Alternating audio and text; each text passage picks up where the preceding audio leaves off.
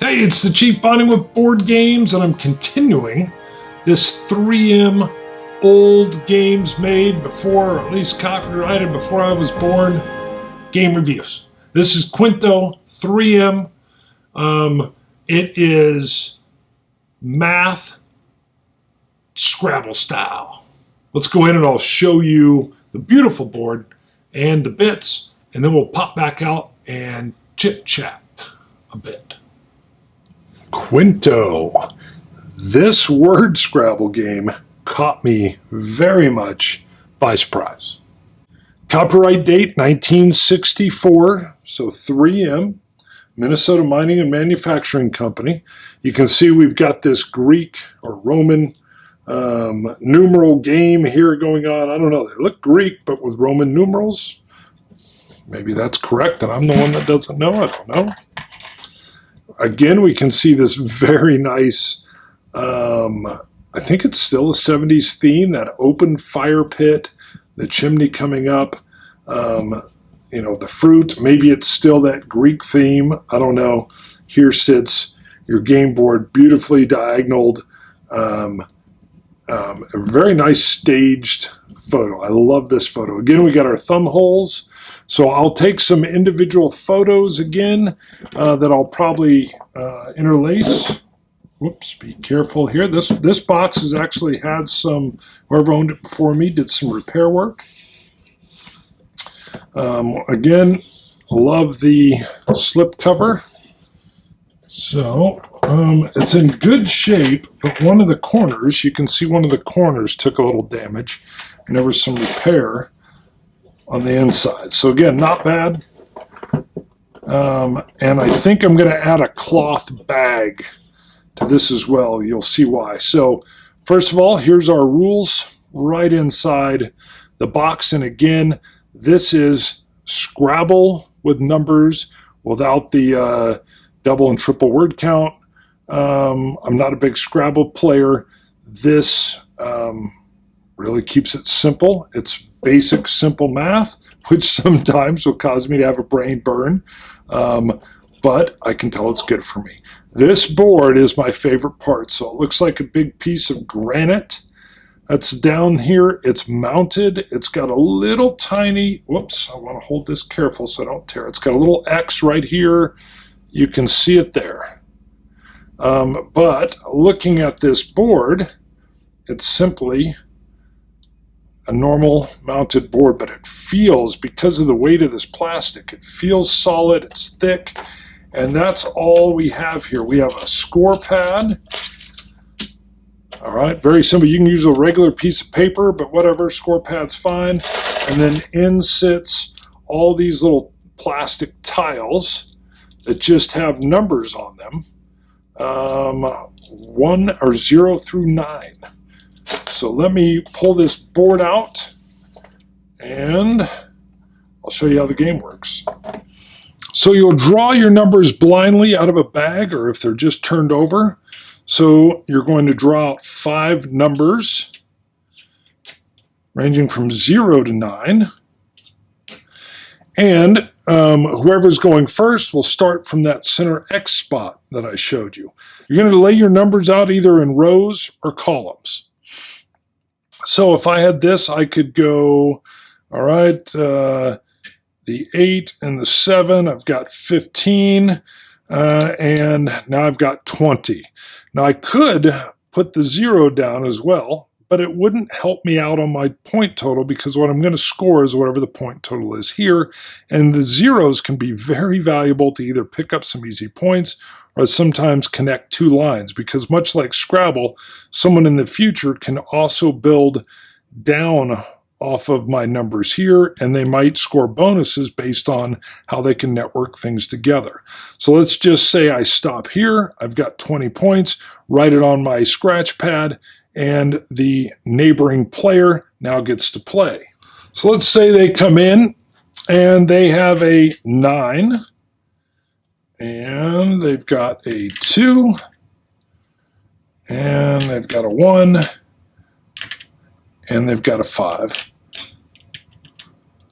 So they've got 25, and they would score that up. Now I would have refilled back to 5. I should have shown that. And so I would be planning as they're laying their points down and saying, well, what can I do here? Well, let me show you where this game just, it's kind of like Scrabble, and I'm not a big Scrabble, well, not kind of, it's a lot like Scrabble, and you get those feelings when things fit. And you don't have to be a wordsmith, because right off the bat, you can see kind of what I'm talking about. So I could take my 3, and I would have, I've got to follow those rules. They've got to be multiples of 5. But of course, I'm working on 10, and I'm working on 5 now. So now I've got to have things line up. But am I going to be able to build my numbers down, or am I going to be able to come across? And you can see that I'm going to run into a problem if I come down. My 7, so that's not, and we could build this, but I've got to make sure I'm matching here as well. And I just can't get anything to work. But I could go with this 0. All right, so I'm still got a multiple of 5, and my line is going to build out. So I've built out, and now I'm scoring this way, this, and this. And now,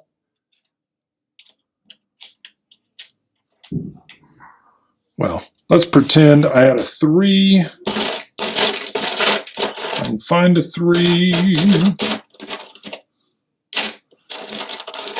All right, I can't find a 3, but I can find an 8.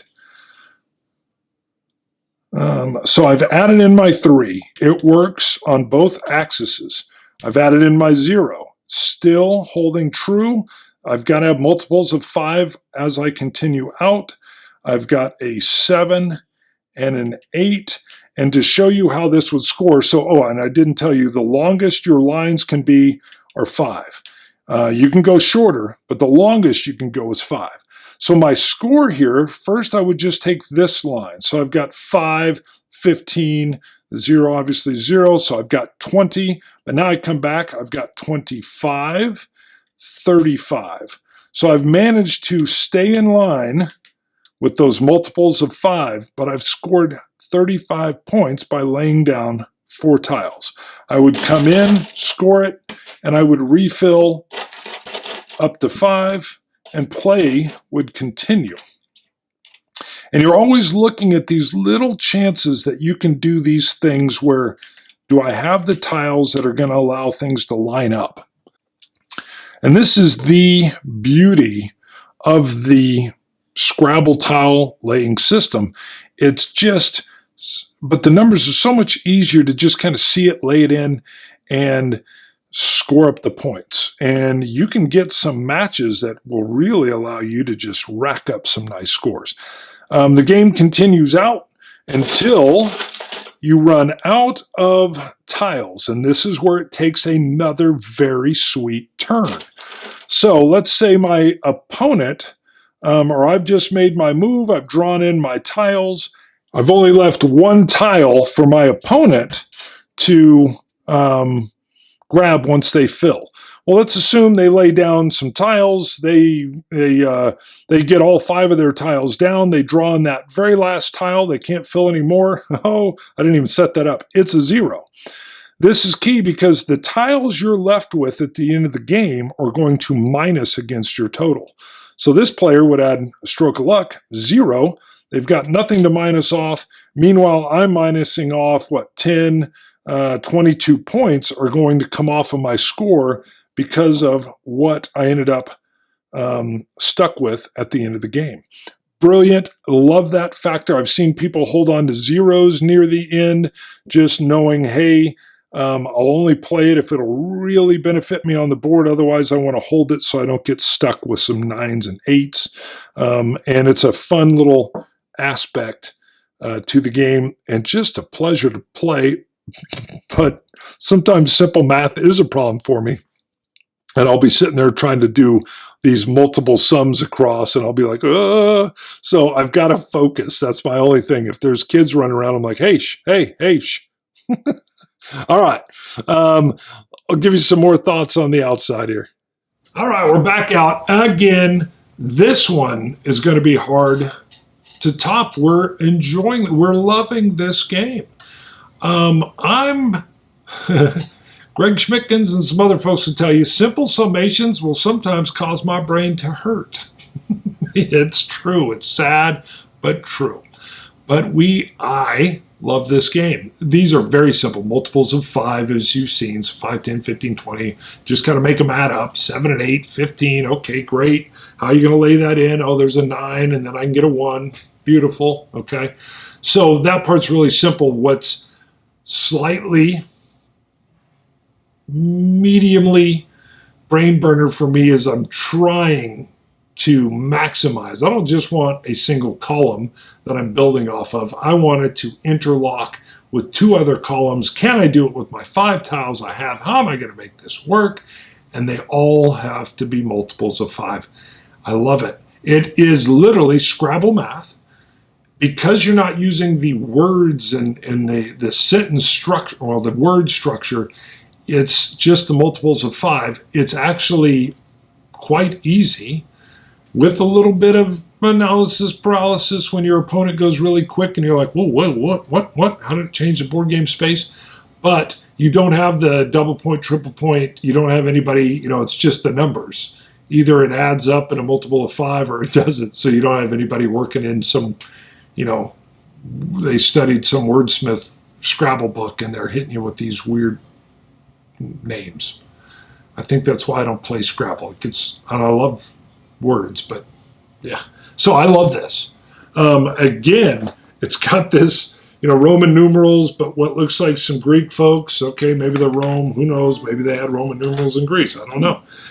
Again, this beautiful retroed, it's 60s-ish, but are they trying to make it look like it's back in Greece? It looks like it. I think that's what's going on. They succeed, and it's beautiful to look at.